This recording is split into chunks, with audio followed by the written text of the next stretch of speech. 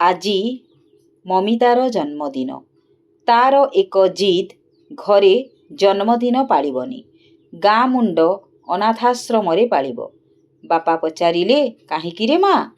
ମମିତା କହିଲା, ବାପା, ସେହି ଆଶ୍ରମରେ ନମିତା ମୋ ସହପାଠିନୀ ରହୁଛି। ସେ କହୁଥିଲା ଆଜି ତାର ବି ଜନ୍ମଦିନ। ତା ବାପା ମା ନାହାନ୍ତି, ତେଣୁ ସେ ଜନ୍ମଦିନ ପାଳିପାରିବ ନାହିଁ। ମୋ ଜନ୍ମଦିନଟି ସେଠାରେ ପାଳିଲେ ଦୁହିଁଙ୍କର ପାଳନ ହୋଇଯାଆନ୍ତା। ସେ ବି ଖୁସି ହୁଅନ୍ତା। ମମିତାର କଥା ବାପାଙ୍କ ମନକୁ ପାଇଲା। ସନ୍ଧ୍ୟା ପୂର୍ବରୁ ମମିତା ପରିବାର ସହ ଅନାଥାଶ୍ରମରେ ପହଞ୍ଚିଗଲା। ସାଥିରେ କ୍ଷୀରି, ପୁରୀ, ମିଠା, ପିଠା, ଫଳ ଓ ସବୁ ପିଲାଙ୍କ ପାଇଁ ନୂଆ ପୋଷାକ ନେଇଥିଲେ।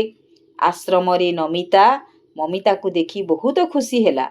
ସଭିଏଁ ଏକାଠି ମିଶି ଦୁହିଁଙ୍କ ଜନ୍ମଦିନ ପାଳିଲେ ଓ ନୂଆ ପୋଷାକ ପିନ୍ଧିଲେ। ପିଠାପଣା ବାଣ୍ଟି କୁଣ୍ଟି ଖାଇଲେ, ହେଲେ କେକ୍ କାଟିଲେ ନାହିଁ କି ମହମବତୀ ଜାଳି ଫୁଙ୍କିଲେ ନାହିଁ। ମମିତା କହିଲା, ଏହା ଆମ ସଂସ୍କୃତି କି ପରମ୍ପରା ନୁହେଁ। ଅନାଥାଶ୍ରମରୁ ମମିତା ସପରିବାର କିଛି ଦୂରରେ ଥିବା ବୃଦ୍ଧାଶ୍ରମରେ ପହଞ୍ଚିଲେ। ସେଠାରେ ମମିତା ସମସ୍ତ ବୃଦ୍ଧ ବୃଦ୍ଧାଙ୍କୁ ମୁଣ୍ଡିଆ ମାରି ପ୍ରଣାମ ଜଣାଇଲା। ସାଥିରେ ଆଣିଥିବା ପିଠା, ପଣା ଓ ଫଳ ସମସ୍ତଙ୍କୁ ବାଣ୍ଟିଲା। ସମସ୍ତ ବୃଦ୍ଧ ବୃଦ୍ଧା ମମିତାର ଜନ୍ମଦିନ ଜାଣି ତାକୁ ଆଶୀର୍ବାଦ ଦେଇ କହିଲେ, ମା, ତୋ ଭବିଷ୍ୟତ ଉଜ୍ଜଳ ହେଉ। ଏତିକି ବେଳେ ପାଖ ମନ୍ଦିରର ଘଣ୍ଟା ବାଜୁଥିବା ଶବ୍ଦ ଶୁଣାଗଲା। ସନ୍ଧ୍ୟା ଆଳତି ଚାଲୁଥାଏ। ମମିତା ବାପା ମାଙ୍କ ସହିତ ମନ୍ଦିର ଦ୍ୱାର ନିକଟରେ ପହଞ୍ଚିଗଲା। ସେଠାରେ ଦେଖିଲା କିଛି ଦିବ୍ୟାଙ୍ଗ ବସିଛନ୍ତି ଓ ଗୋଟିଏ ବୃଷଭ ସେମାନଙ୍କ ନିକଟରେ ଛିଡ଼ା ହୋଇଛି। ସାଥିରେ ଆଣିଥିବା ଫଳକୁ ମମିତା ମାଙ୍କ ନିକଟରୁ ନେଇ ଠାକୁରଙ୍କୁ ଦେବା ପରିବର୍ତ୍ତେ ବୃଷଭକୁ ଖୁଆଇଦେଲା।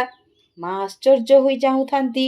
ଏହା ଦେଖି ମମିତା କହିଲା, ମା, ଭଗବାନ ତ କାଠ ପଥର ତିଆରି ମୂର୍ତ୍ତି, ହେଲେ ଏ ତ ଜୀବନ୍ତ ଠାକୁର। ବାପା ଝିଅର ଏ କଥା ଶୁଣି ତା ମୁଣ୍ଡକୁ ଟିକିଏ ଆଉଁସି ଦେଲେ। ମମିତା ତରତର ହୋଇ ବାପାଙ୍କୁ କହିଲା, ବାପା, କିଛି ଟଙ୍କା ଦେଲ, ଏ ଦିବ୍ୟାଙ୍ଗ ମଉସା ମାଉସୀମାନଙ୍କୁ ମୁଁ ଦାନ କରିବି। ବାପା ଟଙ୍କା ଦେବାରୁ ମମିତା ସମସ୍ତଙ୍କ ମଧ୍ୟରେ ବାଣ୍ଟିଦେଲା। ଏତିକି ବେଳେ ମମିତାର ନଜର ତାଙ୍କ ବିଦ୍ୟାଳୟର ଗୁରୁଜୀଙ୍କ ଉପରେ ପଡ଼ିଲା। ସେ ଦୂରରୁ ଥାଇ ମମିତାର କାମକୁ ଦେଖୁଥିଲେ। ପାଖକୁ ଆସି ମମିତାର ପ୍ରଶଂସା କଲେ।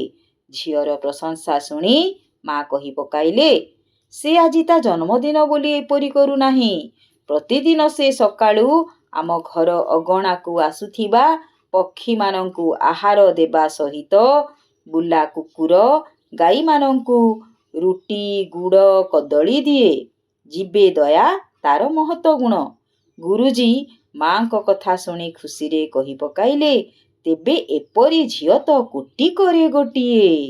ସମସ୍ତେ ମମିତାକୁ ଜନ୍ମଦିନର ଅଜସ୍ର ଶୁଭେଚ୍ଛା ଓ ଆଶୀର୍ବାଦ ପ୍ରଦାନ କଲେ।